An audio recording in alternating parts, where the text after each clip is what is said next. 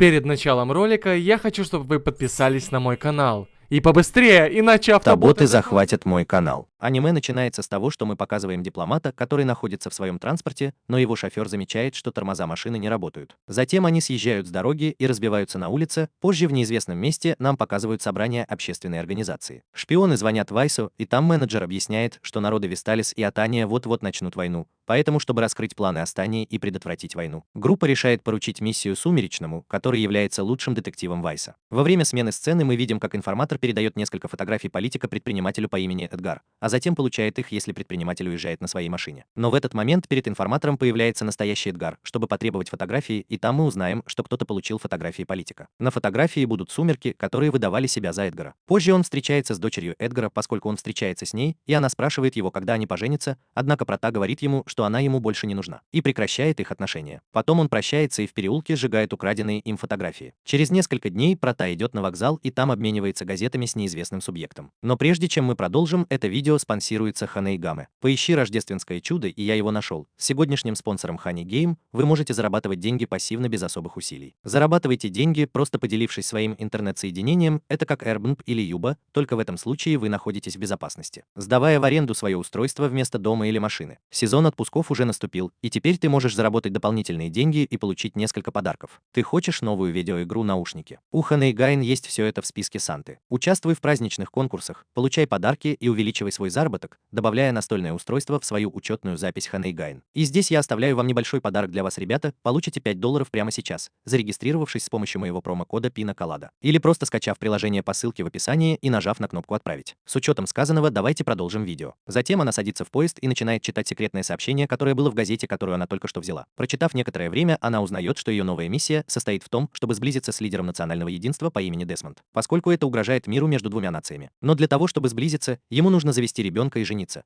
потому что Десмонд появляется только на школьных собраниях своего сына. Поэтому Прота должен будет записать своего сына в ту же школу, чтобы он мог посещать собрания. Ему удается получить информацию о своей новой миссии под названием «Операция Стрикс». Эль Прота решает купить дом, а также меняет свою личность на личность психиатра по имени Ллойд Форджер. Затем он отправляется в приют для сирот с ограниченными возможностями, где ему будет легче сфальсифицировать историю болезни своего нового ребенка. И там он говорит смотрителю, что хочет ребенка, который умеет читать и писать, за что Господь рекомендует ему девочку по имени Анна, которая считается самой умной девочкой во всем приюте. И там мы узнаем, что она телепат, которая может читать мысли, сообщая Протону, что ей 6 лет, когда он думает, сколько лет девочке. Затем Энни хватает газету, показывает ему кроссворд и начинает записывать все ответы. Благодаря тому, что Прота думал о том, сколько лет девочке. Каждая из них, и видя, что Энни, по-видимому, умна, Прота решает усыновить ее, чтобы завершить свою миссию, что заставляет девочку осознать, что ее новый отец – шпион. Потом Прота отвозит Энни в ее новый дом, и там она усваивает телевизор, чтобы посмотреть свое любимое аниме «Шпионские войны». Затем Прота говорит ей, что он выйдет на минутку, но Энни не хочет оставаться одна и хватает его за ногу, поэтому Прота берет ее с собой она. А на улице Эль Прота думает, что ему нужно больше узнать о своей новой дочери ради мира, и, заметив Соню, говорит ей, что любит арахис, но ненавидит морковь. После того, как Соня перепутала слово «бекон» с «пекарня», а затем попросила у нее плакат Спай за недостаточные деньги, в результате чего Прета подумала, что она на самом деле глупа. И поэтому он подумывает обменять ее на другого ребенка. Но его мысль прерывается, когда она начинает плакать, прося его не бросать ее, тем самым позоря Прота перед людьми. После этого они оба возвращаются домой, и там Прота начинает читать несколько книг о воспитании ребенка. А затем готовится к выходу, но на этот раз он запирает дверь, чтобы Аня не сбежала. Затем он встречается с информатором по имени Фрэнки, который вручает ему экзаменационную форму и копию вопросов из школы Иден, а затем дает ему историю болезни Анны, из которой мы узнаем, что она прошла через 4 разные семьи, и все они вернули ее в приют. Пока она входит в комнату Проты и начинает играть с имеющимися у него шпионскими инструментами, так как ранее она могла слышать ключ безопасности в сознании Прота. Но по ошибке он начинает посылать передачу в компанию Эдгара, которая, зная, что это были сумерки и зная его местонахождение, отправляет нескольких головорезов на его поиски. Позже Прота возвращается домой и там замечает, что кто-то вошел, поэтому он решает войти осторожно, и как только ему удается увернуться от неожиданного нападения субъекта. А затем мы легко его оставляем. Затем начни уклоняться от выстрелов другого оставшегося субъекта, а затем возьми стул и направь его на своего врага. Затем Эль Прота замечает, что Анны нет в доме, и в этот момент один из врагов появляется позади него и бьет его битой. На перемене за ужином мы видим, как Эдгар и его приспешники похищают Анну, так как это может быть полезно для привлечения шпиона. В этот момент возвращаются люди, совершившие набег на дом Проты, и один из них доставляет тело Проты с забинтованным лицом. Однако, когда он уходит, они обнаруживают, что она похищена. Они забирают ее, понимая, что она партнер, поскольку Прота изменил свою внешность, чтобы спасти Анну. Затем Прота срывается с места, и она начинает плакать. И тут Прота понимает, что ему не нравится нравится видеть, как плачет ребенок, потому что это напоминает ему о его детстве, в котором он был одинок из-за войны. После того, как она покинула это место, Прата вручает Ане бумагу и просит, чтобы она была передана мужчине, полиции, которая находится поблизости. Но она понимает, что эта бумага предназначена для того, чтобы она была передана в приют более высокого качества. И там Эль Прата считает, что было ошибкой подвергать девочку риску, поскольку он стал шпионом, чтобы создать мир, в котором ни один ребенок не должен был плакать. С другой стороны, приспешники Эдгара попадают в ловушку, расставленную Пратой, и в ней их начинают уничтожать одного за другим, и на ногах остается только Эдгар. Тут за ним появляется Прата и угрожает ему его дочерью, а затем говорит ему, чтобы ему никогда больше не приходило в голову связываться с ним. После этого несчастного случая Прата покидает это место, и там находится она, которая ждала его, потому что не хочет, чтобы ее снова бросили. И когда Прата замечает это, он говорит ей, что они собираются вернуться домой, потому что сначала им нужно будет купить новую. Через несколько дней Саня сдает вступительный экзамен в Дэн. Джей нервничает, потому что может слышать мысли других детей, но потом вспоминает все, что изучала со своим отцом, и сосредотачивается. Позже Эль Плата и Яня идут посмотреть результаты экзамена и узнают, что Энни успешно сдала, чему они оба очень рады, но Прата внезапно падает, так как он на мгновение потерял бдительность и заметил всю усталость, которую это принесло с собой. Через несколько дней к вам приходит письмо из Эдинского института, в котором упоминается, что второй этап вступительного экзамена – это собеседование с семьей. Но должны присутствовать и отец, и мать,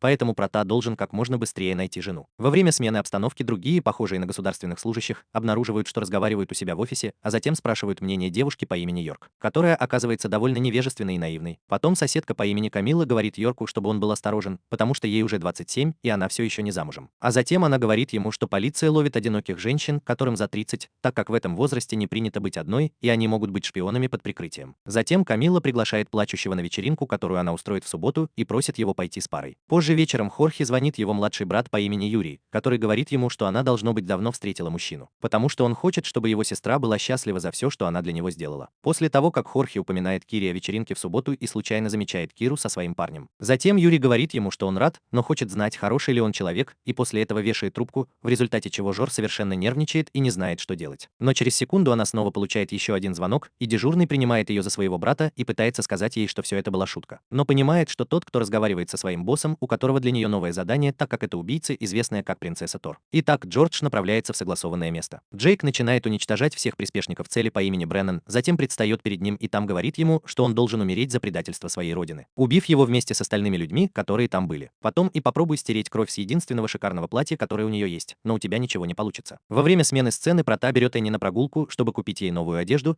и начинает наблюдать за работницами, чтобы узнать, сможет ли она найти себе жену. Но тут же все отбрасывает в этот момент, плачущая появляется позади него, потому что она приходит поправить свое платье, и тут Прата удивляется, потому что она под охраной. Затем ты начинаешь искать Джора в своем ментальном реестре, потому что Прата запоминал возможных кандидатов в жены, и в этом он вспоминает, что родители Хорхе умерли, и что у него есть младший брат. В этот момент Хорхе спрашивает Проту, почему он так часто ее видит, на что она отвечает, что она кажется ему красивой. И тут она удивляется, а затем пытается пригласить его на субботнюю вечеринку. Однако появляется Энни, прерывая разговор, и Хорхе становится плохо, потому что она пытается пригласить его на вечеринку в субботу. Женатый мужчина, а затем начинает теряться в своих мыслях о том, что она убийца. И Энни, узнав об истинной личности Хорхе, приходит в восторг, потому что он кажется ей крутым, поэтому она начинает действовать, говоря, что ей грустно, потому что у нее нет мамы. В результате чего Хорхе сбит с толку, который спрашивает Прата, пришел ли он со своей женой, и там Прата объясняет ему, что его жена умерла. Она скончалась 2 года назад, и он держит свою дочь в одиночестве. Услышав это, Хорхе решает сделать тебе предложение. После, за пределами магазина, она просит его притвориться ее парнем на вечеринке. И Прата говорит ему, что сделает это при условии, что она притворится его женой во время интервью с Анной, и таким образом они оба становятся друзьями. Они договариваются. Но вечером Эль Прата получает задание вернуть несколько произведений искусства, и он может вернуть их только в субботу. Поэтому, когда наступает день вечеринки, Эль Прата просит Фрэнки помочь быстрее выполнить задание. Через некоторое время Фрэнки удается выбраться с площадки с запчастями, и Эль Прата начинает выигрывать время, пока его напарник готовит машину. Затем им обоим удается выбраться целыми и невредимыми с запчастями, однако несколько преступников появляются в другой машине перед ними и разбиваются. С другой стороны, Хорхе думает, что тарелка оставила ее разбитой, поэтому они решают пойти на вечеринку одна, и как только там ее товарищи начинают плохо о ней отзываться, потому что она солгала им о своем парне. Поняв, что ей там некомфортно, она решает уйти, но как только она сообщает всем, что уходит, дверь открывается, и появляется Эль Плата с большой раной на лице, который извиняется за задержку и представляется как муж Джора. Затем он говорит гостям, что это будет из-за жестокого пациента. После этого Камила удивляется и спрашивает Хорхе, почему он скрывает свой брак, на что Эль Плата отвечает, что они скрывали это, потому что она однажды вышла замуж и у нее есть дочь. Однако Камила расстраивается, потому что не может поверить, что Хорхе встречается с кем-то таким хорошим, поэтому она говорит Проте, что Хорхе работал, делая массаж мужчинам в отеле. Однако Прота говорит ей, что она она кажется ему замечательной и достойной восхищения, поскольку она с детства должна была заботиться о своем младшем брате. Но услышав это, Камилла снова пытается унизить своего партнера. Поэтому она хватает поднос с едой и бросает его Хорхе, но она уже держит поднос, используя его ногу. После этого они оба решают уйти, и по пути снова появляются новые враги из предыдущей миссии, и Хорхе спрашивает, кто эти люди, на что Хорхе отвечает: «Я не знаю». Прота отвечает ей, что они приспешники жестокого пациента, и она верит ему в то, что он говорит, в результате чего Прота удивляется, насколько она наивна, поверив этой лжи. Потом вы оба попадаете в промышленную зону, и там Эль Сильва начинает выбивать преступников одного за другим. А потом он говорит Хорхе, что то, что он делает, является частью терапии, и она снова ему верит. Поэтому Хорхе также помогает ему победить преступников под этим предлогом. А затем говорит Проте, что она немного занималась самообороной. Позже, когда он услышит, как Джордж спрашивает Серебряного, хочет ли он на ней жениться, так как он не хочет, чтобы его подозревали в том, что он не женат. И это послужит ему маскировкой. И вот Эль Сильва принимает предложение. И в этот момент появляются оставшиеся преступники, поэтому Эль Сильва прячется с Хорхе, но перед этим бросает в них гранату, которая находилась поблизости. И с помощью кольца от гранаты официально делает Хорхе предложение руки и сердца. Через несколько дней после этого конфликта Хорхе переезжает в дом Проты, затем Прота упоминает ему, что они будут спать в разных комнатах, и что он приказал оформить свидетельство о браке, датированное годом ранее, так как он не хочет вызывать подозрений. Немного отдохнув, Прота проверяет свою новую семью, потому что ему нужно, чтобы они обе были готовы к собеседованию в Идинском институте. Однако останавливается, понимая, что ни одна из них не может связно отвечать на простые вопросы, поэтому он решает прогуляться, они изучают обычаи богатой семьи. Поэтому ходят в театр, чтобы послушать оперу, затем посещают художественный музей, и после этого идут к фотографу, чтобы сделать семейное фото. Потом семья отдыхает, наблюдая за городами со смотровой площадки, и там они становятся свидетелями того, как какой-то субъект крадет кошелек у пожилого человека. В результате чего Джорк немедленно преследует вора, но теряет его из виду. С другой стороны, Прота продолжает искать их сверху, и Аяне удается подслушать мысли нападавшего. Поэтому она пытается заставить своего отца понять, где она находится, указывая на магазин, в котором находился нападавший. Затем Прота замечает походку нападавшего, поэтому оставляет Энни на попечении Хорхе, а затем прыгает сверху, чтобы избить нападавшего. Затем он говорит людям, что этот субъект вор и что они должны вызвать полицию. После этого случая пожилая женщина благодарит Прота и Хорхе, а затем говорит им, что они замечательная семья. Позже семья возвращается домой, и там Прота вспоминает слова пожилой женщины, что заставляет его думать, что они по крайней мере продвигаются в своей миссии. Через несколько дней семья направляется в школу, чтобы пройти собеседование, но как только появляется профессионал, они понимают, что несколько человек наблюдают за ними, так как несколько учителей оценивают каждое их движение и таким образом выбирают семьи, которые пройдут этот первый тест. В этот момент мы также встречаемся с квартирмейстером по имени Хер Донсон, который отвечает за все это испытание. Затем Эндерсон наблюдает, как семья Форджеров останавливается перед статутом основателя школы, чтобы выразить свое почтение. И, заметив Хендерсона, начинает проявлять интерес к этой семье, потому что он считает это очень важным. Элегантно, но увидев, что я сказал дуре, что едва смогу сдать письменный экзамен, он думает, что в них скрывается что-то простонародное. После прохождения первого теста Прота понимает, что мальчик застрял в канализации, поэтому он подходит к Ане, чтобы вытащить его оттуда, несмотря на то, что его одежда испачкана. А затем она предлагает ему салфетку, чтобы вытереться. Увидев это, Янсен разочаровывается в них и собирается их устранить. Однако Эль, Прота и она переодеваются, потому что они думали, что что-то подобное может произойти, что снова удивляет Херденсена. Переодевшись, семья продолжает свой путь, но внезапно школа сообщает, что какие-то животные сбежали со школьной фермы, что приводит к тому, что Херденсен оказывается в затруднительном положении. Паника у представителей детей. Тогда Серебро считает, что это должен быть тест для оценки отношения в условиях чрезвычайной ситуации. Но с другой стороны, Чсон напуган, потому что это настоящий несчастный случай,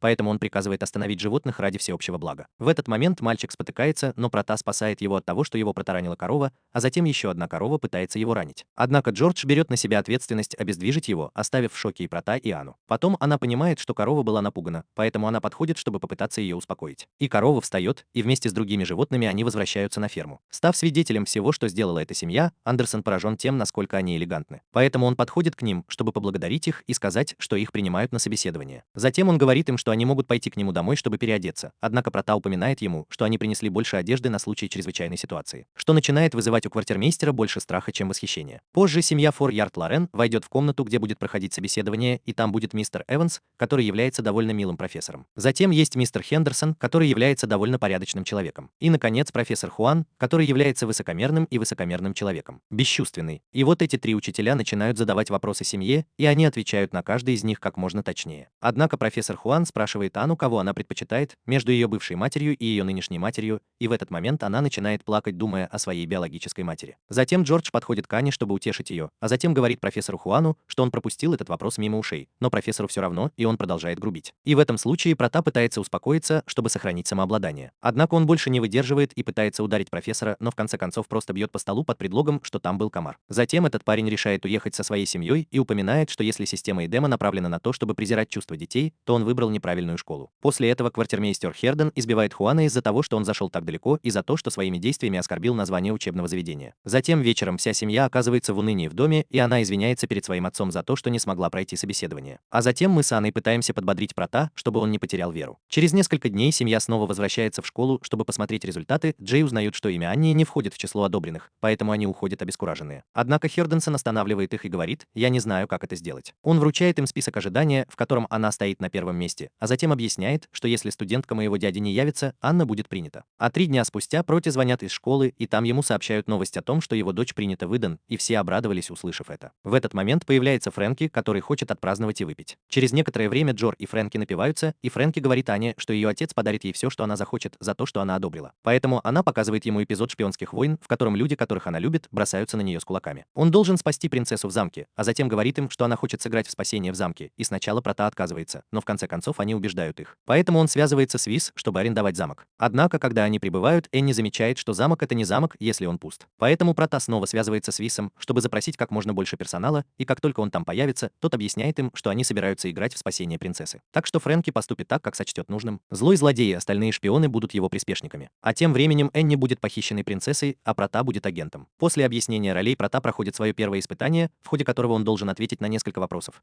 Но поскольку он не смог ответить на последний, его заставляют переодеться агентом шпионских войн. Затем следующее испытание — сразиться с приспешниками Фрэнки. И там он начинает побеждать их одного за другим, пока не достигнет входа в башню, на который он должен забраться, побеждая оставшихся врагов. Добравшись до вершины, Прота спускается по веревке, чтобы добраться до конца замка, где находятся Фрэнки и Джания, но внезапно появляется очень пьяный Джор, который начинает атаковать Прота с большой силой, и ему удается загнать его в угол. Однако, когда Фрэнки и Джания поднимаются на вершину, появляется Джор. У нее вот-вот сломается каблук, в результате чего она споткнется и заснет. После этого Прота побеждает Фрэнки одним ударом, а затем говорит Ане, что пришел спасти ее, что заставляет ее взволноваться и обнять его. После этой игры участники жены поздравляют Анну, когда она запускает фейерверк в небо, а затем она остается на минутку наедине со своим отцом, где она благодарит его за все. А затем говорит ему, что будет стараться в школе, что удивляет, а затем радует ребенка Прота. Несколько дней спустя с Эль Протой связывается Вис, но перед тем, как отправиться на секретную базу, он просит Йорку забрать форму Дани. Затем Эль Прота направляется в фотобудку, и, оказавшись внутри, СТ начинает спускаться к секретной базе Вис, и там его встречает администратор по имени Сильвия, которая продолжает ругать его за расходы, которые он понес, когда я арендовал замок для Анны, но он игнорирует ее и выдает новый счет за обучение ее дочери. После этого Сильвия начинает объяснять ему вторую фазу операции Стрикс, и там она объясняет ему, что в школе Н есть группа учеников, известных как имперские школьники. И только они и их представители могут посещать общественные собрания, на которых присутствует Десмонд. Затем он говорит ей, что для того, чтобы стать частью этих почетных учеников, Анния должна собрать 8 медалей под названием Стелла, обе из которых заработаны отличными оценками или вкладом в развитие общества, а с другой стороны медали под названием Тенитрус, которые присуждаются учащимся с плохими оценками или плохим поведением, и если студент наберет 8 из них, то его отчислят. Но услышав это, Прота начинает понимать, что Ане довольно трудно быть имперской школьницей. Во время смены сцены мы видим, что она одета в свою новую школьную форму, которой гордятся и она, и майор. Затем они обе идут в парк, и она показывает свою форму каждому, кто идет по дороге, а затем они идут в супермаркет. Потому что Хорхе хочет, покупая ингредиенты для приготовления ужина, однако Ани выходит из магазина раньше своей матери, и в этот момент ее похищает группа головорезов,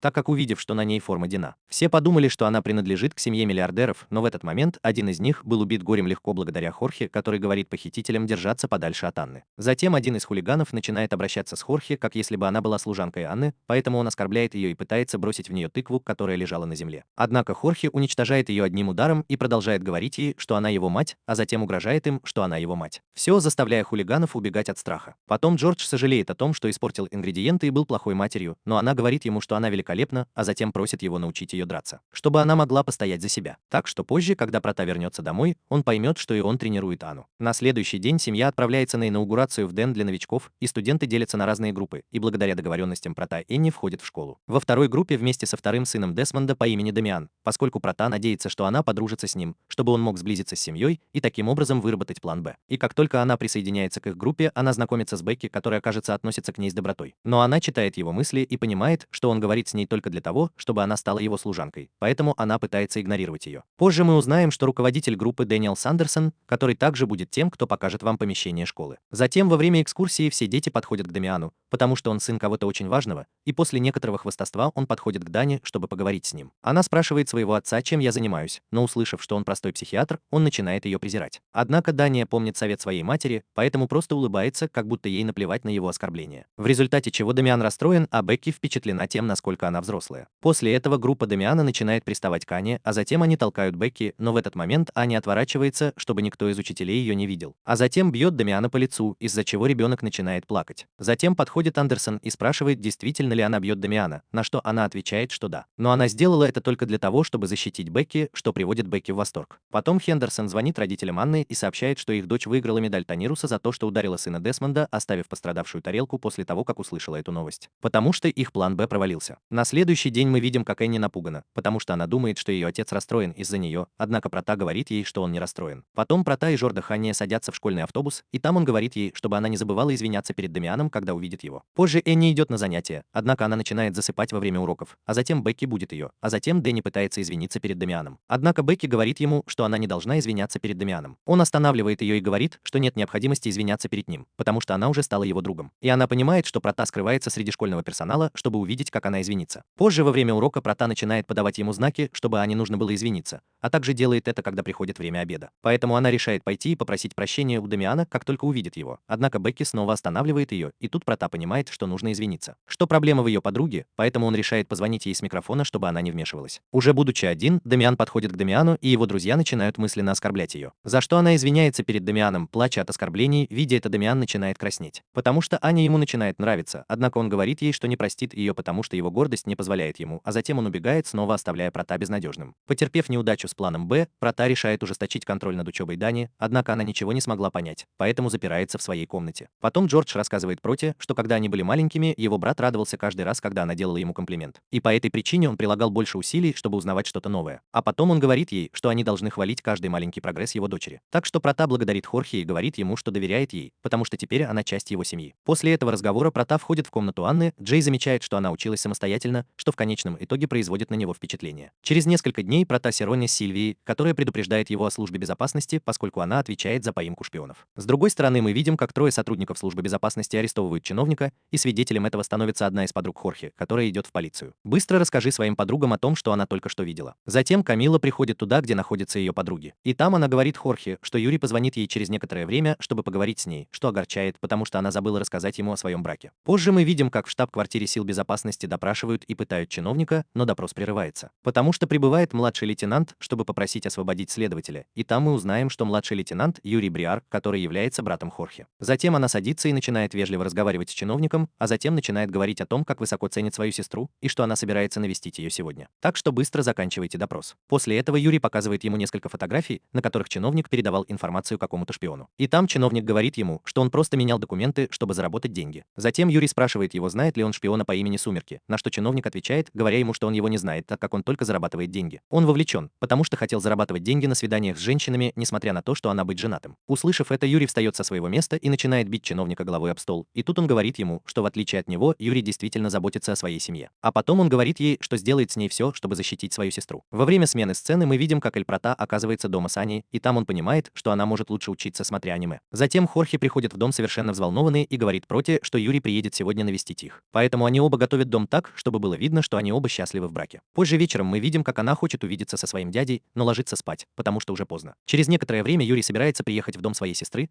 но тот начинает думать, что его зять наверняка презренный человек, потому что Джор не любит его. Она ничего не говорила ему о браке. Так что это начинает формировать предвзятое представление о Проте. Затем он приходит в дом своей сестры, и там мы видим, как и Юрий, и Прота скрывают свои истинные намерения. Позже Юрий спрашивает Хелпа, почему он ничего не сказал ему о своем браке, на что Хорхе отвечает, что забыл об этом, и Юрий ему верит, что заканчивается, удивляя Прота. Затем Прота предлагает Юрию еду, но это плохо принимается. Потом Юрий сходит с ума, увидев, что Прота умеет готовить, а также обладает слишком многими положительными качествами, поэтому он начинает пить, чтобы напиться. Прота легко понимает, что Юрий работает в службе безопасности, что ему подходит, потому что так он мог бы шпионить за ним. Позже Юрий увлекается алкоголем и говорит им, что он все еще не принимает их брак, так как для него Юрий очень важен, потому что когда они были маленькими, он очень много работал, чтобы продвинуть своего брата вперед. Затем Юрий случайно выливает стакан воды на стол, и когда Эль Прота и Юрий пытаются убрать со стола, они оба потирают руки, в результате чего им обоим становится стыдно. И увидев это, Юрий начинает сомневаться в них обоих. Поэтому он просит их поцеловать друг друга, чтобы убедиться, что они в порядке. Они женаты. И немного подумав, Прота решает поцеловать Йорка на глазах у Юрия. В этот момент Йорк начинает очень нервничать. Поэтому он просит Прота на мгновение остановиться, а затем хватает бутылку вина и начинает ее пить. После этого Йорк становится совершенно пьяным. В этот момент Юрий снова начинает настаивать на поцелуе, на что я отвечаю, бросая в него вилку, что приводит к порезу на щеке его брата. А затем он говорит ему, что сейчас покажет ему, как сильно они любят друг друга, поэтому он прижимает брата к дивану и затем пытается поцеловать его, но увидев это, Юрий начинает вспоминать свое детство, в котором он показал своему брату экзамен на высшую оценку, на что я отвечаю поцелуем в щеку в качестве приза. И в этом Юрий говорит своей сестре, что женится на ней, когда вырастет. И услышав это, Джор говорит ему, что тогда она будет ждать его, пока он не вырастет. Что заставляет Юрия передумать и попытаться помешать паре поцеловаться. Но в этот момент Хорхе сожалеет о том, что поцеловал брата, поэтому он нервничает и пытается ударить его. Однако брата вовремя уклоняется от удара и непреднамеренно заканчивает тем, что ударил своего младшего брата, в результате Юрий взлетает в небо, а затем врезается в стену, нанося себе серьезный ущерб. После этого удара Джордж понимает, что бьет своего брата, и когда она смотрит на него, она замечает, что Юрий истекает кровью. В этот момент Юрий встает и там говорит Джорджу, что теперь он понимает, что она злопамятна, поскольку она оттолкнула его, когда он попытался остановить поцелуй. После этого Юрий начинает плакать, а затем говорит Проту, что теперь губы Хорхе принадлежат ему, в результате чего Хорхе снова краснеет и случайно шлепает его еще раз. Потом Хорхе пытается подойти к нему, шатаясь, а потом им обоим удается обнять друг друга, что вызывает улыбку у Проты. А затем он говорит им, что они оба замечательные братья, так как поддерживают друг друга. А потом она благодарит Юрия за то, что он до сих пор защищал Юру, а после упоминает ему, что сделает все возможное, чтобы поддержать ее в будущем, поскольку вдвоем они могут сделать ее счастливой. И услышав это, Юрий краснеет, а затем отворачивается от Прота, говоря ему, что ему не нужна его помощь, поэтому он забирает свои вещи, а затем отчаянно пытается покинуть дом. После ухода Юрия Прота начинает проверять, не оставил ли он в доме каких-либо скрытых микрофонов,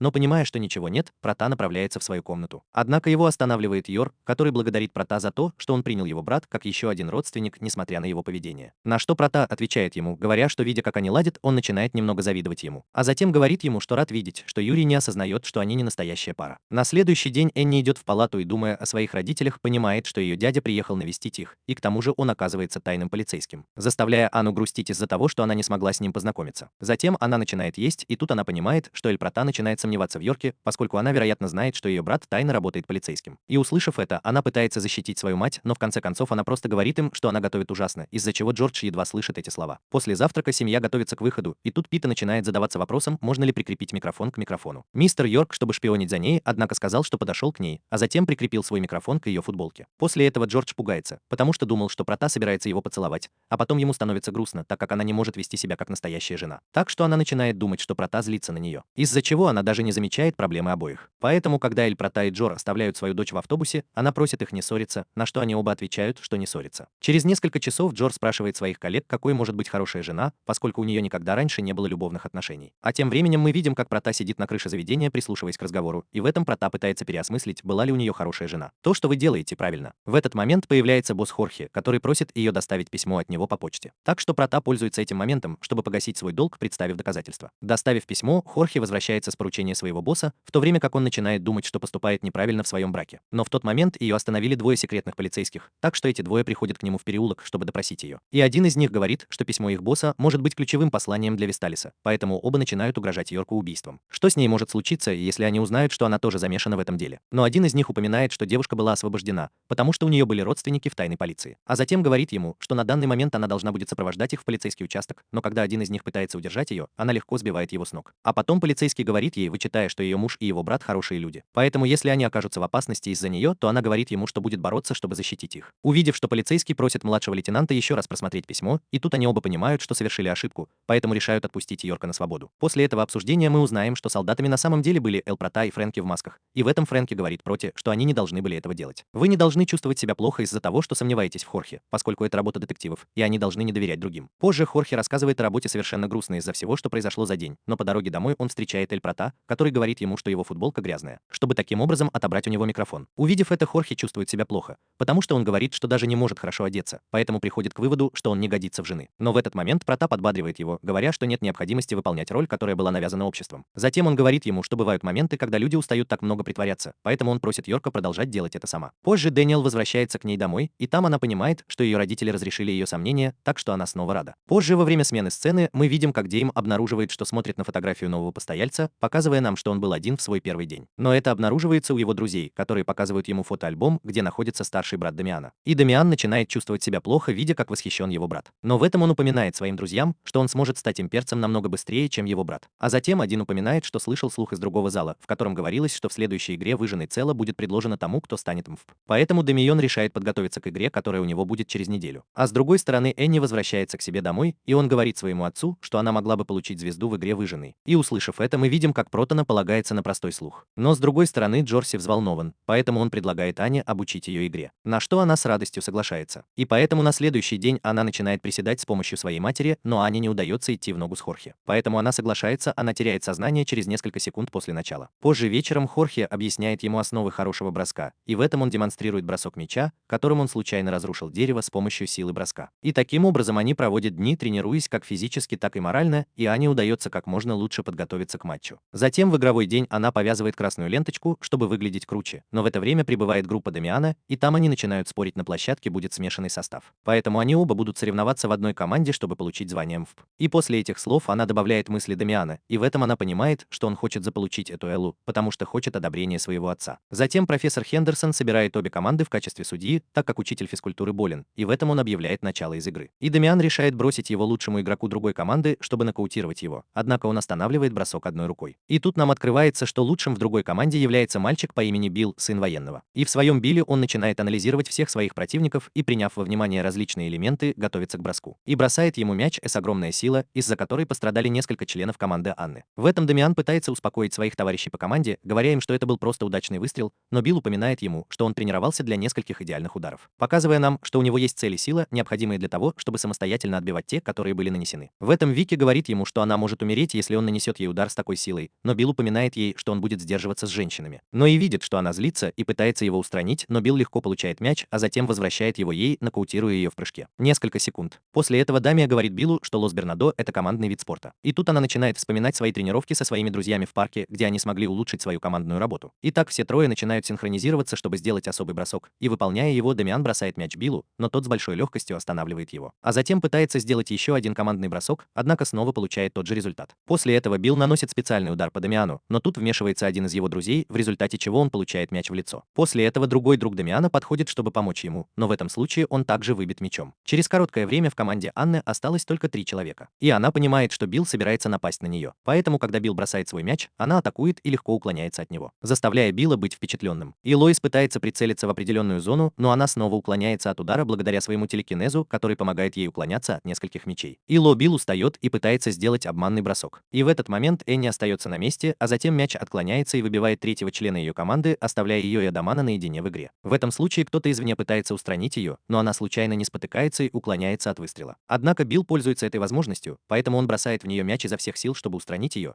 поэтому она инстинктивно закрывает глаза. Но открыв его, понимает, что Дамиан пытается ее убить. Он стоит перед ней, и этот пытается парировать удар Билла, но будучи таким сильным, ему удается только остановить его, в результате чего Дамиан оказывается нокаутированным. А Яна начинает видеть в нем хорошего человека, так что это встает. Он полностью решил устранить Билла, так как не хочет, чтобы жертва Дамиана была напрасной. Поэтому он использует позу броска, которой его научил Йорк, и пытается сделать отличный бросок. Однако этот у него выходит из строя, и он отскакивает от земли, что дает преимущество Билл, который использует ее, чтобы убить Аню и выиграть игру. Иногда все поздравляют его с тем, что он получил Стеллу, но Хендерсон прерывает их и говорит, что они награждают Стеллу не за простой гимнастический матч. И после подачи этого заявления Хендерсон начинает гордиться Дамианом и Анной, поскольку они оба отложили свои разногласия, чтобы работать вместе. Но увидев его, она понимает, что они оба спорят, поскольку Дамиан считает, что она пожертвовала собой напрасно, поэтому они оба возвращаются к своим разногласиям. Через несколько дней после матча мы видим, как Прота получает оценки от Дани, и тут он понимает, что она провалила все свои экзамены. И в этом случае она пытается сбежать из комнаты, так как она не хочет учиться. Но в этом случае Прота останавливает ее и говорит, что они обещали учиться, как только они закончат смотреть свое аниме. И так они оба начинают готовиться к следующим экзаменам, и в этом Джор замечает, что оценка по математике не так уж плоха. На что она отвечает, используя в качестве примера оставшиеся боеприпасы шпиона из своего аниме. И Прота вспоминает, что с аниме ей учиться легче, и так вы пытаетесь научить ее таким образом, но она все еще не понимает. И из этого мы видим, что она провалила экзамены, потому что не могла читать мысли своих сверстников. Поэтому она решает выяснить, по какому предмету каждый из них сдает лучше всего, чтобы таким образом получить отличные результаты на всех экзаменах. Но в этом она понимает, что Прота думает о тестах, так как он сможет легко изменить оценки. Но если они это сделают, сверстники Анны могут заподозрить это, что может привести к тому, что они в конечном итоге возненавидят ее. И в этот момент она понимает, что не может читать мысли своих сверстников, так как это может вызвать у них подозрения в отношении нее, что приведет к ее депрессии. И заметив это, Прота решает сосредоточиться на предметах, которые не требуют теории, поэтому он просит Энни, чтобы она прочитала его. Она немного рисует, но при этом понимает, что не умеет различать животных, которых рисует, поэтому решает научить ее играть на скрипке, но используя ее, она рвет все струны. И увидев, что она отпускает, он пытается научить ее игре в теннис, но она начинает пропускать все свои броски, а затем пытается прыгнуть в прыжке. Но на этом он спотыкается, а затем падает, из-за чего та начинает плакать. Поэтому я предлагаю ей прыгнуть через скакалку, и она соглашается, но через несколько секунд запутывается и падает. Однако она говорит Проте, что приложит все усилия, чтобы заполучить его Стеллу, заставляя его удивляться. А затем Прота спрашивает Аню, не хочет ли она прогуляться завтра, на что на следующий день они оба отправляются в больницу, так как еще один способ заработать звезду – это внести свой вклад обществу. Поэтому Прота решает работать вместе с Анной волонтером в больнице, и там им поручают убирать раздевалку. Но когда они начинают ее убирать, она случайно разбивает вазу, видя это. Болезнь просит ее рассортировать библиотеки в библиотеке, так что Прота просит ее почистить. Он начинает выполнять свою работу, но на этом медсестра начинает привлекать его внимание. А вчера Прота замечает, что Энни читала рукава, поэтому медсестра просит ее заняться другими делами. Однако Ваня не может хорошо выполнить ни одно из этих заданий, поэтому медсестра, которая его принимала, злится на них обоих и там просит их заняться другими делами. Уходите. Поэтому они оба решают выписаться из больницы. И во время смены сцены мы видим, как мальчик встречает свою медсестру, которая просит его пойти переодеться, чтобы выполнить реабилитационные упражнения в бассейне. Но мальчик решает подойти к бассейну, прежде чем переодеться, и на этом он сбивает машину и падает внутрь, в результате чего начинает задыхаться, не имея возможности двигаться. И в этот момент Энни подслушивает мысли мальчика, поэтому она говорит своему отцу, что пойдет поплавать в бассейне. И по прибытии встречает медсестру мальчика, которая ждала своего пациента, так как она думала, что ребенок переодевается. И там она пытается остановить Энни, не будучи пациентом, и в этом Энни понимает, что мальчик не найден. Поэтому она решает броситься в воду, чтобы спасти его, однако она понимает, что не может проплыть достаточно долго, чтобы добраться до него. Поэтому она решает прыгнуть в воду, чтобы спасти его. Он начинает постепенно терять воздух, но тут появляется Прота, который держит обоих детей за руки, и через несколько секунд ему удается вместе с ними выбраться из бассейна, а затем вытаскивает их обоих из воды. После этого люди в реабилитационном бассейне говорят Ане, что она героиня, поэтому они благодарят ее за спасение ребенка. И по этой причине на следующий день она получает звезду в школе, став первой луной из первых, кто получил звезду в этом году учебный год. И в результате все начинают смотреть, как она добивается этого достижения. И когда она возвращается домой, ее радостно встречают родители. И там Пета начинает гордиться ею, в результате чего она думает, что она может использовать свои силы, чтобы помогать людям, так что она очень рада. А на следующий день она идет в школу, и там она замечает, что все начинают на нее пялиться. И в этом Бекки говорит ему, что у нее будет много друзей, что заставляет Анну думать, что имея Стеллу, она могла бы дружить с Дамианом и таким образом иметь возможность заводить новых друзей, добиться мира во всем мире. Но по прибытии в школу Дамиан продолжает относиться к тебе так же плохо. А потом она уходит на пенсию со своими друзьями. А после этого Дания идет в класс, и там все ее одноклассники начинают плохо о ней отзываться, из-за чего Дания начинает чувствовать себя плохо. И в этом случае девушка спрашивает Дамиана, считает ли он, что она получает звезду по ошибке или обманом, на что Дамиан говорит ей, что Дэн не будет совершать таких ошибок. А потом он упоминает, что если у кого-то есть жалоба, то ему следует сменить школу. Из-за чего она удивляется, услышав Дамиана. И по окончании занятий он идет в столовую с Бекки, которая спрашивает его, что он попросит у своих родителей в качестве награды за то, что выиграл Стеллу. На что она отвечает, что просто хочет много манисов, но в этом Бекки говорит Ане, что лучшим подарком, который она когда-либо получала, был Мани, домашняя собачка. И слушая Сую, она начинает немного задумываться. А затем спрашивает Дамиана, который шел рядом, есть ли у него собака. И когда он спрашивает, Дамиан начинает думать о своей собаке по имени Макс, но эта собака просто игнорирует вопрос Дани, а затем уходит. Однако Аня начинает воображать, что Дамиан приглашает ее к себе домой поиграть со своими собаками, и когда Прота прибывает, она может воссоединиться с Десмондом, на тот момент обретя покой. Поэтому, придя к ней домой, она говорит Проте, что хочет собаку, на что Прота соглашается, так как он планировал купить собаку, чтобы усилить охрану дома. И после смены сцены мы видим, как группа преступников входит в камеру, в которой полно собак, которые находятся в плохом состоянии. Но в этот момент у одного из них начинается видение, в котором он встречается с семьей Фурье, в результате чего этот преступник попадает в тюрьму. Встаньте, увидев их. Вскоре после этого мы видим, как Прота едет на вокзал и встречает пожилую женщину. И там мы узнаем, что эта женщина является информатором шпионской организации, которой принадлежит Прота. После этого Прота просит у госпожи информацию, и она ее дает. А затем женщина говорит, что у мира постоянные проблемы. И спрашивает себя, когда наступит время, когда шпионы больше не понадобятся. За этим следует, и во время смены сцены мы видим здание, в котором происходит взрыв. И в середине этого процесса Прота находится внутри этого здания и, взяв весло, говорит, что миссия была успешно выполнена, и он собирается покинуть это место. И вскоре после этого Прота оказывается внутри этого здания с партнером, и в этом мужчина спрашивает Прота, что за миссия такая, Стрикс, на что Эль Сильва отвечает, что все идет хорошо, так как у него есть жена и дочь. Однако сегодня он должен выполнить миссию, и пока он курит, Прота кашляет, что заставляет мужчину задуматься. Она спрашивает, бросил ли он курить, и он отвечает, что продолжает добавлять, что сделал это, потому что теперь у него есть дочь. А вернувшись в дом четвероклассников, Йорк замечает, что Прота сказал, чтобы я опоздал, и предлагает им пойти поужинать в тот вечер, на что Энни соглашается. И в этом она, которая прочитала мысли Хорхе, знает, что Эль Прота не врач, а шпион, и отправился добивать старшего торговца оружием. А потом, войдя в его квартиру, Эль Прота слышит, как некоторые женщины говорят о нем, и они задаются вопросом, изменяет ли он своей жене или что его уволили. И он не может признаться в этом своей жене. И поскольку он не хочет вызывать больше подозрений у окружающих, Прота возвращается домой и объявляет, что они будут гулять всей семьей на следующих выходных. И когда он видит, в каком году он рисует пингвина, он предлагает им пойти в аквариум. После этого Жорда чувствует усталость и предлагает ему немного отдохнуть. Но Прота объясняет, что для продолжения его воображаемой семьи они должны делать то, что делают нормальные счастливые семьи. Вскоре после этого наступают выходные, и как только они уезжают, он встречает некоторых из своих соседей, которые отмечают, что редко можно увидеть их троих вместе. И там Прота объясняет им, что они идут в аквариум. А потом, когда они добираются до метро, Эль Прота понимает, что у него новое задание. Поэтому он решает купить выпивку и говорит женщине, которая там работает, что он не может взять на себя это задание. Однако она пытается объяснить, что она прямо из станции Вайс, но вместо этого решает пойти в магазин и купить что-нибудь выпить. Таким образом, главный герой отвергает ее, заявляя, что она выполняет важную миссию для операции Стрикс. И когда женщина слышит, как Энни упоминает аквариум, она говорит Проте, что ее миссия находится именно в аквариуме, но мы видим, что Прота все еще пытается ее отвергнуть. Но женщина продолжает объяснять миссию и говорит, что в аквариуме будет происходить обмен важной информацией. А это инструкция о том, как создать новое химическое оружие, и если преступник получит его информацию, многие люди могут погибнуть. И не имея другого выбора, Прота в конечном итоге соглашается на миссию. И вскоре после этого в аквариуме она взволнована, увидев всех животных. И со своей стороны Прота выходит, что она по крайней мере показала своим соседям, что они хорошая семья,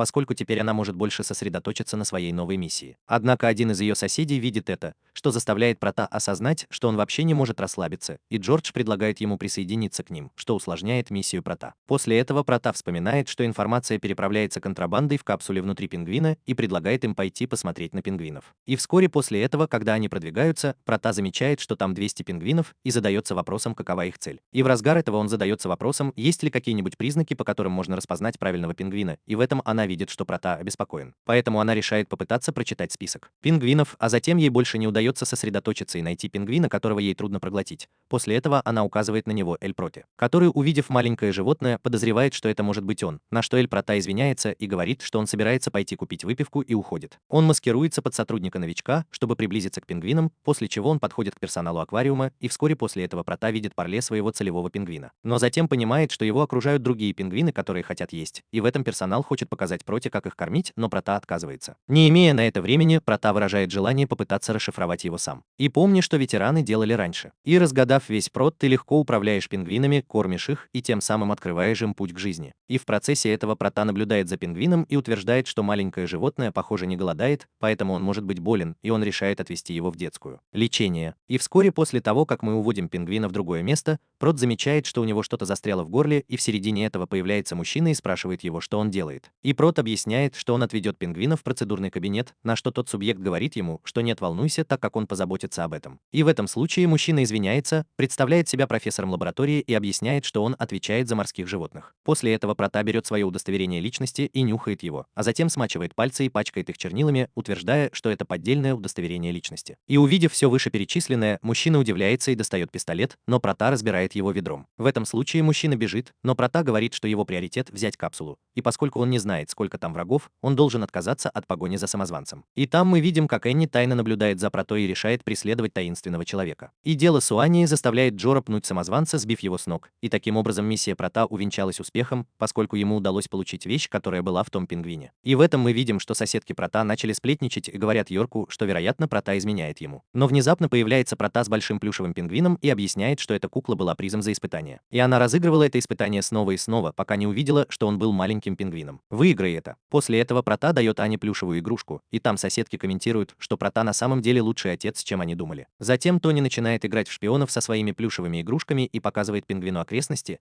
а затем показывает ему самое секретное место в убежище, комната ее родителей. И там она пытается войти в комнату Проты, но он останавливает ее и ругает, говоря, чтобы она не входила в его комнату без разрешения. В этот момент она начинает плакать и говорит, что ненавидит старшего Прота и что она уйдет из дома. Обеспокоенный операцией Стрикс, Прота забирает счастливых женщин и притворяется им, говоря, что они должны закончить экскурсию и отправиться на свою следующую миссию. И в этом я выбираю сделать робота и поддерживаю Прота в его игре. И именно в этот момент она перестает плакать и говорит им следовать за ней, так как плохие парни захватили кондитерскую на второй улице. А потом она ведет их в кондитерскую, где после того, как они купят ей некоторые из них, она становится счастливой. А затем на следующий день мы видим, как семья завтракает, но в это время мы видим, как она давится едой, что заставляет Джорджа беспокоиться о ней и заставляет ее чувствовать себя счастливой. Там Прота просит Анну есть медленно, однако она не подчиняется ему, потому что очень торопится, так как она довольна, потому что сегодня у них будет собака. Так что после этого Прота решает пойти с Юрией и Анной в зоомагазин, однако Прота ведет их в магазин союзников, где продаются дрессированные военные собаки. Поэтому она разочарована, увидев, что все собаки ей противны, и увидев ее лицо, разочаровывается. Прота беспокоится, поэтому там он спрашивает смотрителя, нет ли у него собаки поменьше и очаровательнее, и услышав это, смотритель пытается завести собаку у нескольких заводчиков. И через несколько минут Проте говорят, что в центре проводится мероприятие по усыновлению. Поэтому семья решает поехать туда, но через несколько минут выясняется, что в центре проходит мероприятие по усыновлению. В этом случае Прота замечает, как в магазине появляется агент Вайс, который объявляет Проте, что он прибыл с новым заданием, которое он должен выполнить. Поэтому Проута просит Йорк вперед, а притворяется иметь боль в желудке, в результате чего Хорхе беспокойтесь о Проута. Однако Ане удается понять, что происходит, читать ваши мысли. Поэтому она решает Десидвайрла на игру Про, ходить одна с Джора к событию принятия, и после этого Проута встречается с агентом Вайс, тот, кто сообщает вам, что группа террористов планирует убить министра Брандт, и агент говорит Проута, что им удалось захватить одного из террористов, однако он отказывается стучать на своих коллег. Чем там люди просят помощи в Проута, и он решает замаскировать себя как лидер злодеев под названием Кейт, чтобы обмануть преступников, которым удалось захватить в базе ВИС. И в это лечение сказав, что партнер Кейт лидер, так что не паникуйте, так что Сильвия воспользовалась ситуацией, чтобы представлять угрозу для молодого правонарушителя, который приведет к тому, что он решит раскрыть план, чтобы удалить министру, который заключается в использовании нескольких собак-насоса на неожиданную атаку. Что лазутчики Вайс удивляются, услышав это, и там все решают обратиться в эксплуатацию, чтобы остановить их. А с другой стороны мы видим, как Энни и Хорхе прибывают на мероприятие по усыновлению, где Энни удивлена, увидев так много очаровательных животных. Поэтому Хорхе просит ее не уходить далеко от зоны для собак, чтобы она не заблудилась. И после этого Хорхе начинает разговаривать с одним из организаторов мероприятия, которого спрашивает, есть ли у него какая-нибудь порода, которую легко воспитать. А с другой стороны Энни встречает большую белую собаку, которая встречается с плохими парнями. И, видя его ум, она успокаивается, она понимает, что собака могла увидеть свою семью в будущем, что приводит Анну в шок. Поэтому она решает не подчиняться и пойти искать собаку, которую отвезли в заброшенный дом. Поэтому она следует за собакой в комнату, но там она замечает, что в соседней комнате находятся плохие парни. И в этом Кейт начинает рассказывать о своем плане установить бомбы на собак, так как таким образом она могла бы легко покончить с министром Брандтом. Поэтому, услышав это, она расстраивается и решает сбежать, но в этот момент ее останавливает один из плохих парней, который рассказывает остальным, что Кении удалось подслушать разговор. Поэтому Кейт решает устранить ее, чтобы заставить замолчать и предотвратить раскрытие ее плана. И тот не может позволить Анне раскрыть что-либо из того, что она сказала в комнате, но в этом мы видим, как белая собака выдает себя, и после этого появляется в комнате, чтобы защитить Анну. Поэтому плохие парни начинают угрожать ему, из-за чего собака пугается и прячется. После Анны и Кейт он решает устранить их обоих, чтобы у него не было проблем в жизни. Но в этом случае она наблюдает, как собака начинает видеть будущее, где она видит, как плохие парни отвлекаются, когда в комнате звонит телефон. И через несколько секунд мы видим, как телефон начинает звонить. Так что один из плохих парней решает обратиться к нему, и там она узнает, что их базы находятся в опасности. Были обнаружены секреты, которые заставляют всех встревожиться, услышав это. И тут Кейт решает перейти к плану Б, чтобы избежать обнаружения. Но в этот момент плохие парни понимают, что она и собака ушли. Поэтому Кейт решает последовать за ними с одним из своих последователей. А с другой стороны мы видим, что Энни напугана, так как собака бежит очень быстро и не останавливается. И через несколько минут ей удается привыкнуть к этому, так что Энни отправляется в полицейский участок. Однако она замечает, что собака бегает кругами, так что через несколько минут собака устает и останавливается в переулке, где они оба обнаружены Кейт. Он использует одну из собак-бомб, чтобы она не могла сбежать, поэтому один из плохих парней решает убить Аню, но в этот момент появляется Хорхе и побеждает преступника одним ударом. Из-за чего Кей пугается и решает послать одну из своих обученных собак напасть на Хорхе,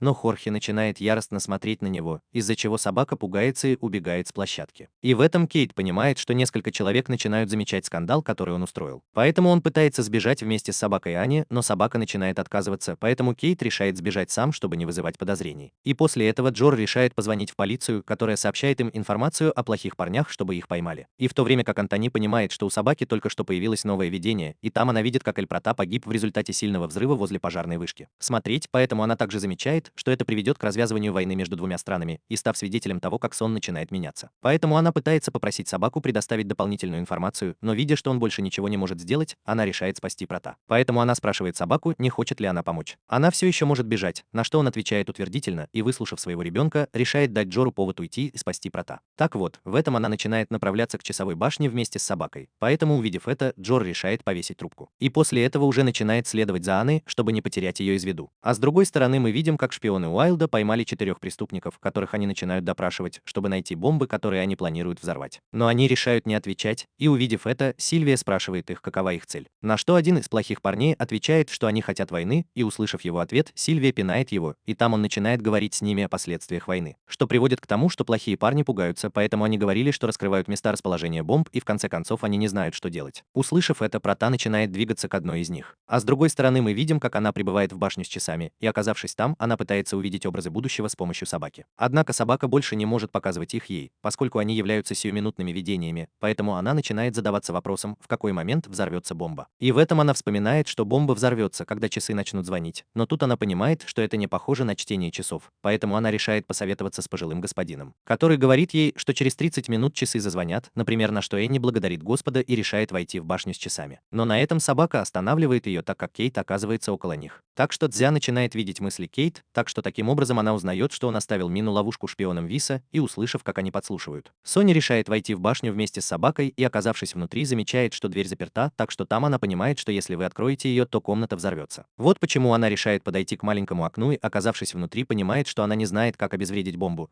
поэтому она начинает задаваться вопросом, что ей следует делать. Но в этом она замечает, как в комнате есть кетчуп, поэтому она решает его использовать и решает, что ей следует сделать. Через несколько минут мы видим, как в комнату прибывает Прота, у которого есть сообщение, сделанное из сальсы, предупреждающее его о бомбе в комнате. Но одному из шпионов не удается его понять, поэтому он решает открыть дверь, однако Прота останавливает его, и там он решает проверить комнату с помощью камеры. Маленькое окошко, так что в нем он замечает, что в комнате есть бомба, и в этот момент собака замечает, как изменилось будущее. Так что, увидев, что Прота спасен, она очень обрадовалась, и через несколько часов Прота решает навестить министра Бранта, которого она решает выдать за него, замаскировавшись под него, поскольку Ви понял, что цель врагов — устранить министра. Итак, Прота выходит из дома министра, переодетый в него, где его встречают несколько сотрудников тайной полиции. Так вот, в этом случае Прота говорит охране министра, чтобы он ехал один. И после этого он начинает продвигаться по городу, и в этом мы видим, как Кейт следует за ним. Поэтому Прота решает несколько раз менять маршрут, из-за чего Кейт начинает путаться, но в это время появляются два шпиона Виса и начинают стрелять в Кейт. Однако, когда они останавливаются, он начинает стрелять в Кейт. Именно ему удается уклониться от выстрелов, и Лол бросает взрывчатку в шпионов, в результате чего шпионская машина разрушается. Итак, после этого Кейт решает продолжить погоню за Протой, и в этот момент он замечает, как Прота сошел с подножки. Так вот, где Кейт решает подложить своей собаке бомбу, и в этот момент она сходит с подножки, чтобы преследовать Прота. И тут Прота начинает демонстрировать свою ловкость, чтобы легко убежать от собаки, что заставляет Кейт удивляться, думая, что министр способен на это. И через несколько минут мы видим, как Прота идет по переулку, и там он решает снять костюм министра Бранта, а затем Прота направляет свой пистолет на собаку Кейт. Но та стреляет в его жилет, в котором находится бомба. Так что в Проте он останавливает собаку и бросает бомбу в водосточный желоб, и там Кейт решает активировать бомбу, но она взрывается под водой, что приводит Кейт в шок. И там Прота решает запереть собаку Кейт в мусорном баке, чтобы вот так пока держите его в безопасности. И в этом Кейт решает сбежать на своей машине, но через несколько минут Джорджу удается встретиться с ним, поэтому Джордж решает встать у него на пути. А затем пинает машину Кейт, в результате чего она врезается в световой колодец. Итак, после этого Джор решает позвонить в полицию и попросить их приехать и найти лидера плохих парней. И через несколько часов мы видим, как Эль Прота встречается со шпионами Вайса, и Сильвия упоминает, что все можно было решить вовремя, поэтому им удалось избежать конфликта между ними. Оба страны, и осознав, что он смог выполнить свою миссию, Прота решает уйти. А через несколько минут Эль Прота случайно встречает Джорди и Анну, так что там Эль Прота спрашивает Энни, где она взяла собаку. Поэтому Энни и Джор решают рассказать ему все, что с ними произошло. И в этом Эль Прота понимает, что собака Энни и Анны — это то, что им нужно. Это часть плохих парней, поэтому там Прота решает подать знак Сильвии. Поэтому через несколько секунд появляется Сильвия, замаскированная под охрану. И там она упоминает парням, что они должны забрать собаку, так как это было частью эксперимента, поэтому Прота решает отдать его. Но через несколько секунд появляется Сильвия, замаскированная под охрану, и там упоминает парням, что они должны забрать собаку, поскольку это было частью эксперимента. Поэтому Прота решает отдать его, но в этом случае она вспоминает видение собаки, поэтому она говорит Проте, что хочет оставить его себе в качестве домашнего животного. А потом она решает пригрозить Проте, сказав ему, что он не пойдет в школу, если его заберут, что приводит к ссоре между Протой и Сильвией. Так что в этом случае Сильвия решает оставить собаку на попечение Анны, поэтому она взволнована, и тут Прота спрашивает Сильвия, если она уверена в своем решении. На что она отвечает утвердительно, и на этом Сильвия говорит Ане, что они заберут собаку для медицинского обследования, чтобы они передали ее ей на следующий день. Так что, услышав его протез и вернувшись домой к Джорди и Ане, а затем на следующий день, мы видим, как агент штата Вайоминг передает им собаку, что заставляет Анну развеселиться. вкусно. И в этом собака начинает вспоминать все эксперименты и пытки, которым она подвергалась в прошлом. Вот так, что там она рада, что может принадлежать к семье. А потом на следующий день мы видим, как Энни уходит в академию, и там она встречает Бекки, которой она говорит, что теперь у нее есть собака. Поэтому Бекки радуется и начинает расспрашивать ее о нем. И понимая, что говорить о ее собаке эффективно, она говорит, что у нее есть собака. Она решает выйти из салона и там встречает Дамиана, которому рассказывает, что у нее новая собака. Однако Дамиан говорит ей, что ему все равно, в результате чего она шокирована и начинает плохо себя чувствовать. И заметив это, Дамиан решает спросить, как зовут его собаку. И услышав это, Дэнни приходит в восторг, но на этом она уже говорит ему, что не знает, как его зовут,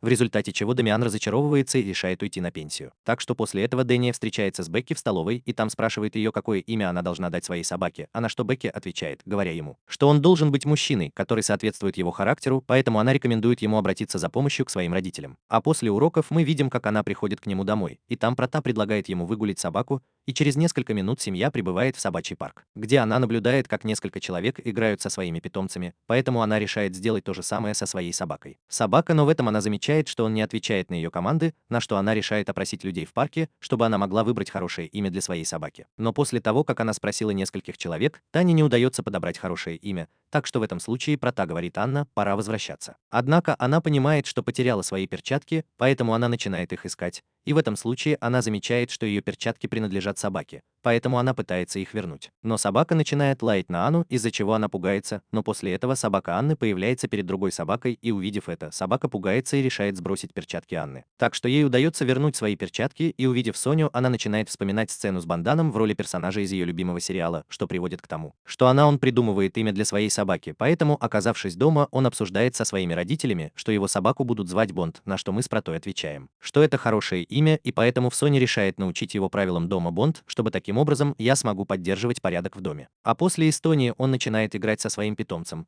так что через несколько часов Джори и такая обычная Протана Аня заснули с Бондом, из-за чего Камбой испытывает нежность, увидев ее рядом со своей новой собакой. И через несколько дней мы видим, как Эль Прота оказывается обеспокоенным, так как Жора опаздывает домой, и на этом его мысли были прерваны Анной, которая спрашивает его, когда они будут ужинать, на что Прота отвечает, говоря ему, что они будут, когда приедет Джордж. И в этот момент появляется она, и тут Прота замечает, что у нее серьезные руки и мрачное выражение лица, но все же он решает ничего не говорить ей об этом. И в этом Хорхе упоминает, что она не голодна, поэтому он решает запереться в своей комнате. А потом на следующий день мы видим, как Хорхе навещает Камилу у нее дома. И там нам рассказывают, что она попросила его помочь научить ее готовить, на что она была вынуждена согласиться по просьбе своего парня Доминика. И в этот момент появляется и Юрий, так как Доминик пригласил его попробовать еду своей сестры. Так что после этого Камила просит Хорхе порезать картошку, чтобы приготовить, но при попытке сделать это Хорхе порезал руки и устроил большой беспорядок, из-за чего Камила начинает все больше и больше расстраиваться, поэтому после этого она просит Хорхе отказаться от идеи готовить, из-за чего Хорхе впадает в депрессию. Но там она решает не давать Камиле другого шанса, который она решает принять, увидев решимость Хорхе. Так что через несколько часов Хорхе доедает свое блюдо, которое выглядит очень плохо, поэтому Доминик просит Юрия сначала попробовать блюдо Хорхе, на что тот соглашается. И попробовав его, Юрий упоминает, что еда очень вкусная, так как выросший с Хорхе он очень любит его. Она привыкла есть свою еду, и в этот момент Камила и Доминик решают попробовать блюдо Хорхе, но при этом они оба падают на пол. Поэтому она решает попросить Хорхе приготовить блюдо попроще. Однако результат снова тот же, поэтому Камила спрашивает Юрия у Юрия, помнят ли они какую-нибудь еду его матери. На что она отвечает, что помнит тушеное мясо, которое она готовила. Так вот, Камила говорила, чтобы я посоветовал Хорхе подготовить его. И через несколько часов Хорхе удается приготовить тушеное мясо своей матери, и попробовав его, мальчики понимают, что на вкус оно вкусное. Так что все довольны. И после этого он пришел к ней домой, и там он говорит Эль Проте и Ане, что она приготовит ужин, из-за чего все начинают нервничать. Они оба шокированы, и в этом Хорхе рассказывает им, что она тайком училась готовить, так что там Прота понимает, почему Хорхе был таким странным. И через несколько часов Хорхе подает блюдо Проте и Ане, и попробовав его, оба понимают, что тушеное мясо на вкус очень вкусное. Так что, увидев эту реакцию, Хорхе начинает плакать от счастья, и вот она снова обретает его доверие как жена семьи. Поэтому в этом случае Хорхе предлагает им десерт, который она приготовила сама, но попробовав его, Прота и она падают на пол от дурного вкуса. И на следующий день мы видим, как она возвращается в академию, где она встречает Бекки, которая начинает рассказывать ей о фильме, в котором она участвует. Роман, который она смотрела прошлой ночью, однако она говорит ей, что предпочитает смотреть аниме, из-за чего Вики насмехается над Энни, считая ее незрелой. Однако она игнорирует ее, видя, что Дамиан находится рядом, и в этом нам раскрывается, что Энни попросила у Элла Прота семейное фото, поскольку она не хочет, чтобы он смотрел аниме. Она планирует показать Дамиану фотографию Бонда, поэтому она притворяется, что ее фотография случайно упала на пол. Однако Дамиан и его друзья игнорируют ее и продолжают свой путь, из-за чего план Анны терпит неудачу,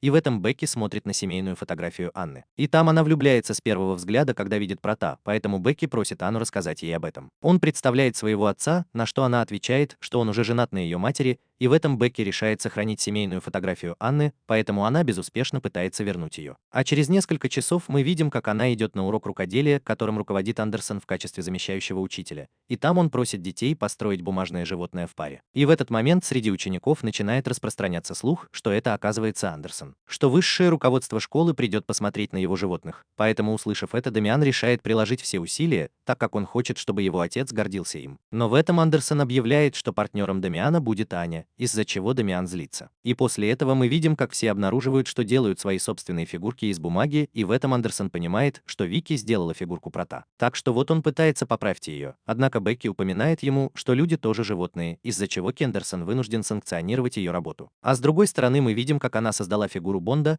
так что там она пытается показать это Дамиану, однако тот считает это мусором, что приводит к тому, что план Анны снова проваливается, и в этом Дамиан показывает, что он делает грифон, который представляет эмблему Бонда. Его семья, поэтому Аня предлагает ему свою помощь, так как она думает, что таким образом она сможет заставить Эль Прота выполнить свою миссию. И после некоторого размышления Дамиан решает согласиться работать с ней. Но через несколько минут он понимает, что она испортила его работу, поэтому Дамиан злится на Анну, в результате чего вмешивается Кендерсон и ругает Дамиана за его поведение. И вот тут Дамиан начинает чувствовать себя плохо из-за того, что не может закончить свою работу. Но через несколько часов Хендерсон встречается с Дамианом и Аней, которым он говорит, что его пьеса получила денежный приз. Поскольку студенческий комитет интерпретировал пьесу как текущее состояние страны, который был в состоянии героически преодолеть себя после войны, так что, услышав это, все шокированы, и она говорит Дамиану, что теперь он сможет показать свою работу своему отцу. На что Дамиан отвечает, что не будет этого делать, поскольку он считает ее работу ужасной, поэтому она снова проваливает свою миссию, и после Тандерсона собирает всех вместе дети, которым он говорит, что на следующей неделе начинаются экзамены в середине семестра, а затем комментирует им, что первый и второй лучшие ученики получат звезды. И после того, как она сказала, что Тандерсон дает им результаты задания по истории, где она понимает, что провалилась, Дамиан начинает насмехаться над ней. И после этого Анну отправили на переподготовку, где она пришла к выводу, что Дамиан хорош в истории, так как она планирует скопировать себя у него. И по окончании урока она возвращается домой, но по дороге она наблюдает за полной луной, и после этого Энни решает спросить Прота, какой будет луна через неделю. На что он отвечает, говоря, что это будет полумесяц. Так что тут Энни начинает нервничать, так как в тот день месяца, когда луна не видна, ее силы исчезают, поэтому она вынуждена учиться. Однако ей не удается сосредоточиться, слушая мысли Проты, поэтому Прота начинает нервничать, видя, что она не понимает его уроков. И Аор говорит Проте, что она позвала Юрия на помощь Ане. Так в этот момент семья встречает Юрия у входа. Так что после этого Прота решает оставить Анну на попечение Юрия, чтобы отправиться на миссию. Поэтому Юрий предлагает Ане решить несколько проблем, и в этом он уже начинает читать ее мысли, что приводит к тому, что Аня отвечает на все правильно. Но в этом она вспоминает, что у нее были проблемы с Юрием, что в день экзамена у нее не будет своих способностей, поэтому ей решает солгать ей, сказав, что это было просто по счастливой случайности. И на этом они оба начинают проводить остаток дня за учебой, однако Энни в конце концов ничего не понимает, что приводит к тому, что Юрий злится на нее и решает уйти из дома. И они оба начинают проводить остаток дня за учебой. Энни решает учиться самостоятельно, чтобы сдать экзамены. А через несколько дней Аня сдает экзамены в середине семестра, поэтому через несколько часов Прота решает проникнуть в школу в качестве учителя, чтобы он мог изменить оценки Даниэля и заставить его получить Стеллу, но в этом он встречает другого шпиона по имени Рассвет, которого наняли, чтобы он, как и Прота, изменил один из экзаменов, поэтому он решает последовать за ним, и по пути Прота понимает, что Рассвет полный новичок. Однако, к счастью, ему удается добраться до экзаменационной комнаты, и оказавшись внутри, Прота решает притвориться учителем, который поможет ему открыть комнату. И после этого Рассвет избивает его, чтобы избавиться от него. Поэтому Прота решает притвориться без сознания, чтобы продолжать шпионить за Рассветом. Но в этом он замечает, как Рассвет планирует оставить доказательства того, что он был там, поэтому Прота пытается остановить его, однако он просит Прота рассказать всем о нем. И после этого он уходит, что приводит к тому, что Прота поражен, и тут Прота замечает, что Рассвет был его первым желанием. Нанят, чтобы навредить экзаменам Десмонда, поэтому он решает оставить экзамены такими, какими они были раньше. И после этого Прота начинает искать экзамены Ани, но тут он понимает, что ей с трудом удалось сдать их самостоятельно, поэтому он решает не изменять их. Поэтому на следующий день он даже не ускоряется, увидев, что Прота признал ее усилия. А потом на смене сцены нас знакомят с предпринимателем, который говорит о будущем своей компании с сотрудником. И тут нам выясняется, что этот разговор подслушивает его сын по имени Хорхе, который неверно истолковывает разговор, поэтому он думает, что компания, занимающаяся продажей,